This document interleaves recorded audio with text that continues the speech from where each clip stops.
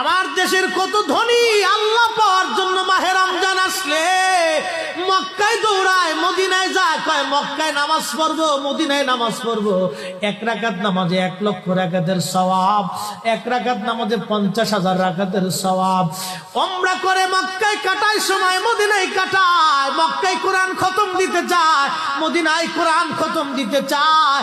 সওয়াব মাহে রমজানে অগণিত সওয়াবের আশায় ব্যক্তিগুলি আল্লাহর ঘরে হাজিরা দেয়, কিন্তু বাড়ির পাশে গ্রামের কত গরিব মানুষ টাকার অভাবে বাবা ভালো ইফতার করতে পারে না, টাকার অভাবে কত মা ভালো সেহরি করে রোজা রাখতে পারে না। এই ধনীরা এই গরিব মানুষের ঘরে খাবার না দিয়ে আল্লাহরে পাওয়ার জন্য মক্কা মদিনায় দৌড়ায়। আল্লাহ ডাক দেখো, বান্দা একবার মরে দেখ, কায়দা মতো জুতা দিয়ে পিটামো, আমার বান্দারা না খেয়ে ইফতার করবে, আর তুই আল্লাহ পাওয়ার জন্য মক্কায় আইছো, এমন আল্লাহ আমি ধরা দেব না।